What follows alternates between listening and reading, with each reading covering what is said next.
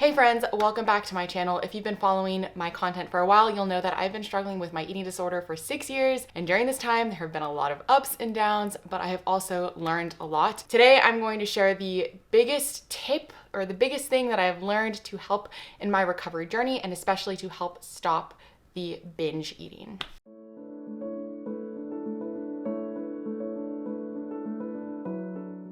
By the way, if you're wondering why I have a band-aid on my hand, it's because yesterday I went trail running for the first time in a while. I typically go running on a treadmill or on a flat surface, like on an actual paved surface, I should say. And yesterday I went on a trail and I got attacked by a root and I fell on my hand and my knee and my hip. And so anyway, I'm a little bit sore. Yeah, that's what this is for. Let's get into it. Trigger warning, we're gonna be talking about eating disorders. So if that triggers you, just don't watch this video. And oh goodness, recovery is hard. Like there is no two ways about it. There are lots of ups and downs. I actually spent literally an hour this morning just lying on this window seat that I'm on right now. I was lying here watching Instagram Reels because I was just feeling depressed and insecure about my body and just miserable and sad. I've been gaining weight and it's just been a lot. So I was lying here and then I basically made myself get up and do something productive, which was write out the script for this video because it's something that I've been wanting to talk about for a while and I think it's really important. But you did not get on here to hear about my bad day. The biggest thing that I have learned, especially in the last 6 months, it's really kind of come to me and been driven home time and time again, and it's been the most helpful thing for me in my recovery journey in general, and that is don't let yourself get hungry. Let me explain. I have struggled with the restrict-binge-restrict cycle for a very long time. I would restrict because I was trying to lose weight or I was trying to be healthy, and I would inevitably trigger a binge because I was very hungry, and I would binge on all these foods that I wasn't allowing myself to have, and then I would feel so bad about that. I would go back to restricting. I would tell myself, okay, you're not allowed to have any of those foods ever again. You're gonna skip meals. You're gonna go back to exercising all the time. So I would restrict, and then that would then trigger another binge, repeat ad nauseum, throw in the occasional purge in there to contribute to this cycle of shame and pain and just misery. When I started my recovery journey though, I learned about the importance of getting enough food to kind of break that cycle, because for a lot of people, the cycle starts with restricting, whether it's intentional or not. Maybe it's starting with a yo-yo diet or a really restrictive diet that you don't kind of realize is restrictive. That's what happened to me. I didn't even mean to restrict when I was restricting. Anyway, so I learned about the importance of feeding myself enough to kind of stop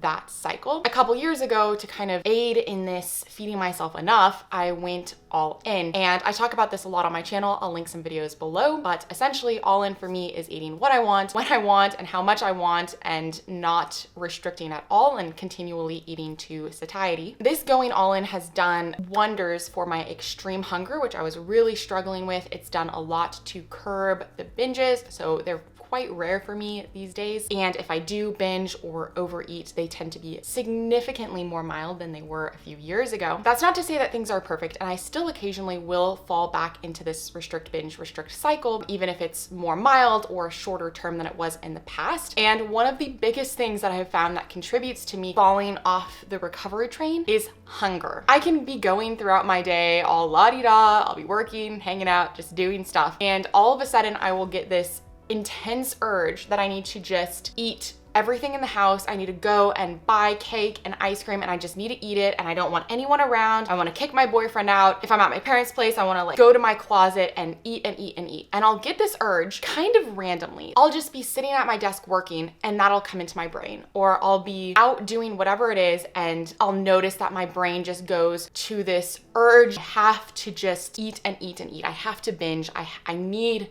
a cake here. If you struggle with binge eating or have struggled with that, then what I'm describing here is probably going to be relatable. That urge of I just need to eat everything. I didn't understand this at first because I had been doing better with the binges and the urges were going away when I was going all in and I was feeding my body, and yet then I'd have these moments of just needing to eat this food, and when I would give into that urge and I'd go and like eat a ton of food, I'd feel really bad about myself, and then I would kind of restrict a little bit to make up for it, and it was that cycle again. I couldn't really understand why these urges were coming at kind of weird times. There didn't seem to be any rhyme or reason to them. And then one day it hit me. I had this urge and I took a second and I'm like, what is going on right now? And I realized I was just hungry. I have a hard time recognizing my hunger cues at times. So oftentimes I will feel this urge to binge or just go overeat before I actually feel hunger. But when I take a second to think about it, what I'm actually feeling, I can then recognize the hunger.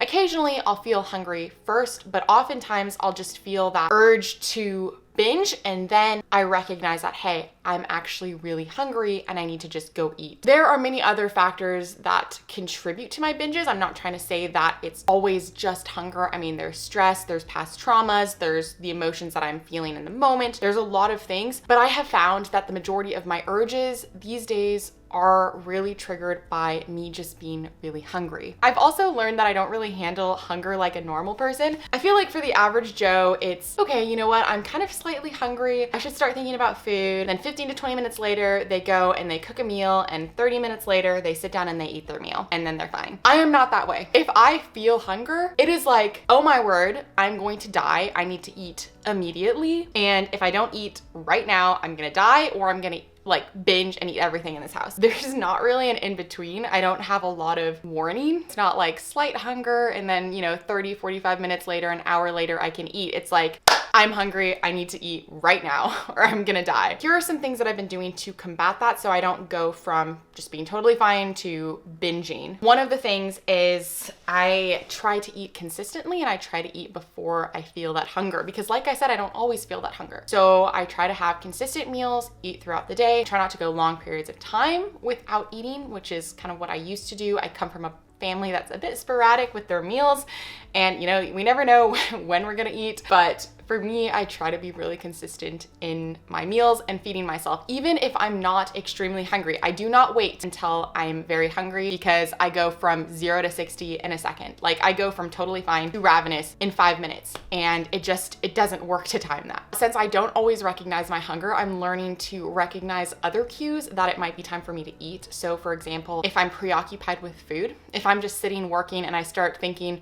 like cake and ice cream, and I should go on Pinterest and look at recipes and whatever it is, or I'm watching a YouTube video and someone's eating food and I'm thinking, oh, food, that's a sign that it's probably time for me to go eat. Another thing is being a bit lightheaded, not able to concentrate or focus as well. And then of course, having those urges to just go and binge. I'll take a second and be like, okay, really are just really hungry, and yes, it's time for you to go eat, but let's deal with that rather than trying to fight the binge. Just go eat food. Another thing that I'm trying to do, and I'm not 100% perfect with this, but I'm trying to have foods always available that are really easy to eat and I don't have to cook. Like a pot of rice and beans that I can just go heat up and eat, or tofu that's already been baked or cooked, right? That's available that I can go and eat, and it doesn't take more than like a minute to heat it up in the microwave and the food's ready. Because it's really hard for me if I am experiencing that ravenous hunger, like if I wait too long and then I'm having that urge to binge and overeat and just eat cake, I physically cannot go and cook a meal and then sit down and eat that meal. I've tried. What happens, I'll go and I'll be trying to cook and I'm just so hungry that I'll be snacking and eating, and I'll be eating like the candy while I'm cooking, and then by the time I like sit down and eat, I'm just not hungry anymore. So I try to have food that's easy to heat up for me, or if I am planning on cooking a meal, I'll start cooking that meal like 30, 45 minutes before I think I'm actually gonna be hungry. Again, I'm not 100% at doing this, but it's something that I'm trying to do more because I find that it does help me. All right, and lastly, I plan ahead. This is another one of those I try to do, but like I'm not super great at it, but it's really helpful for me when I have a plan of